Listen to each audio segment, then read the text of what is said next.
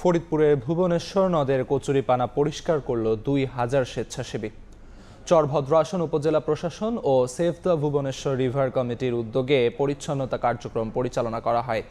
সকালে কার্যক্রমের উদ্বোধন করেন এলজিইডির অতিরিক্ত সচিব ফজলুর রহমান। এতে অংশ নেন বিডি ক্লিনের ঢাকা, খুলনা ও বরিশাল বিভাগের বিভিন্ন জেলার ১,৩৫০ জন সদস্য ও স্থানীয় তরুণরা। দুপুর পর্যন্ত প্রায় ২ কিলোমিটার নদটি পরিষ্কারে ২১টি পয়েন্টে কার্যক্রম পরিচালনা করা হয়। এ সময় উপস্থিত ছিলেন ইউএনও মনিরা খাতুন সহ অনেকে।